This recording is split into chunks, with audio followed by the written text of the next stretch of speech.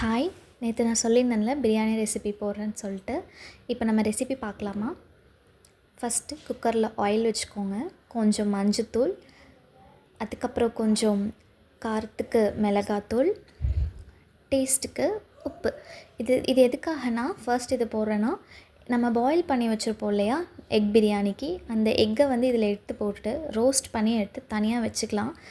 Because நிறைய difference இருக்குது. நம்ம தனியாக முட்டை கடைசியில் பிரியாணி செஞ்சு முடிச்சுட்டு போடுறப்போ அந்த பிரியாணியில் போட்ட எக்கு மட்டும் தனியாக ஆட் ஒன் அவுட்டாக ஒயிட்டாக தெரியும். இந்த மாதிரி ரோஸ்ட் பண்ணி போடுறப்போ அந்த மசாலாஸ்லாம் எக்குக்குள்ளேயும் இறங்கியிருக்கும், உள்ளேயும் நம்மளுக்கு நல்லாயிருக்கும். ஸோ சாப்பிட்றதுக்கு டெம்ப்டிங்காக இருக்கிறதுக்காக தான் இந்த மாதிரி ஒரு இது பண்ணேன். ஸோ இதை ரோஸ்ட் பண்ணிவிட்டு எடுத்து தனியாக வச்சுட்டு அதே ஆயிலில் கொஞ்சம் கேஷ்யூஸ், கொஞ்சம் பே லீஃப், அதுக்கப்புறம் பட்டை, அதுக்கப்புறம் கொஞ்சம் பெருஞ்சீரகம், அப்புறம் வாசனைக்கு 2 ஏலக்காய், இதெல்லாம் போட்டு லைட்டாக ரோஸ்ட் ஆன பிறகு நான் எப்போவுமே ஃபர்ஸ்ட் புதினாவும் கொத்தமல்லியும் ஆட் பண்ணுவேன். ஆனியன் எல்லோரும் ஃபர்ஸ்ட் ஆட் பண்ணுவாங்க, பட் நான் இதை ஆட் பண்ணுறேன். இப்படி பண்ணுறப்போ இதோட ஃப்ளேவர் ஃபஸ்ட்டு எண்ணெயில் ரோஸ்ட் ஆகுறையோ அதனாலேயே என்னென்னு எனக்கு தெரியல, பிரியாணியோட டேஸ்ட் கொஞ்சம் நல்லா வர மாதிரி எனக்கு ஃபீல் ஆகும். ஸோ அதை போட்டுட்டு கொஞ்சம் ரோஸ்ட் ஆன பிறகு பெரிய ஆனியன், நான் 1.5 ஆனியன் எடுத்திருக்கேன். ஏன்னா ஆனியன் பெருசாக இருந்தனால நான் 1.5 ஆனியன் எடுத்திருக்கேன். இது எதுக்கான அளவுனா 2 கப் பாஸ்மதி ரைஸ்க்கான அளவு. ஸோ அந்த ஆனியன் நல்லா கொஞ்சம் வதங்கட்டும், நல்லாவே கொஞ்சம் ப்ரௌனிஷ் ஆகட்டும். அதுக்கப்புறம் கொஞ்சம் தக்காளி, நான் 2 சின்ன ஆனியன் எடுத்திங்கன்னா 2 தக்காளி போடுங்க. நான் 1.5 எடுத்திருந்தேன். இதில் 2 தக்காளி, அதுக்கப்புறம் கொஞ்சமாக 2 பச்சை மிளகா. இது எல்லாமே நல்லா வதங்கட்டும். நீங்கள் வதங்கிறதுக்கு கொஞ்சமாக சால்ட் போட்டுக்கோங்க, சீக்கிரமாக வதங்கிடும். இந்த ஸ்டேஜில் 2 ஸ்பூன் ஜிஞ்சர் கார்லிக் பேஸ்ட். இது எங்கள் வீட்டில் அரைச்சது தான், நாங்கள் கடையில் வாங்கினது யூஸ் பண்ண மாட்டோம், அந்த ஸ்மெல்லும் பிடிக்காது.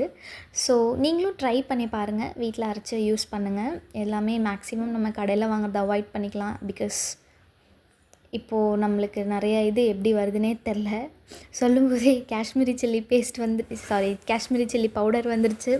இதெல்லாம் அவாய்ட் பண்ண முடியாது, கடையில் தான் வாங்கி ஆகணும். ஸோ காஷ்மீரி சில்லி, அதுக்கப்புறம் பிரியாணி மசாலா, காரத்துக்கு மிளகாத்தூள், இதெல்லாம் போட்டு நல்லா வதங்கட்டும்.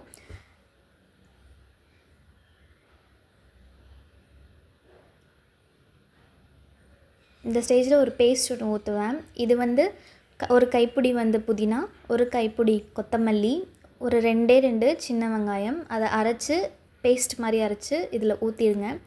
இது எத்தனை பேர் ட்ரை பண்ணுவீங்கன்னு எனக்கு தெரியல, கொஞ்சம் நல்லாயிருக்கும். நல்லா அதை எண்ணெய் பிரிஞ்சு வந்ததுக்கப்புறம் ஒரு ஸ்பூன் ஆஃப்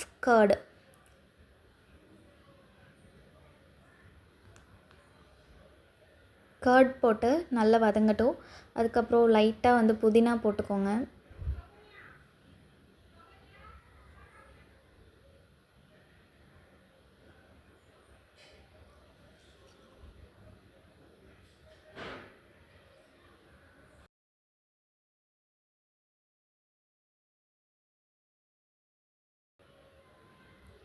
இந்த ஸ்டேஜில் 2 டம்ளர் தண்ணி ஊற்றிக்கலாம்.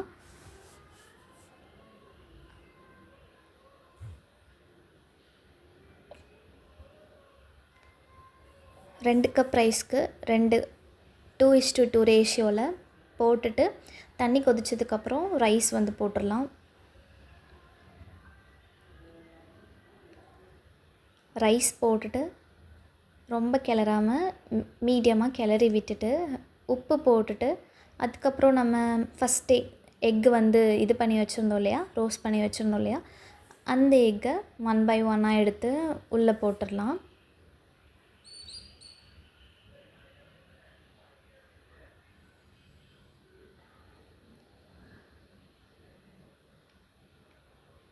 எக்கு போட்டுட்டு லிட்டை க்ளோஸ் பண்ணிடலாம்.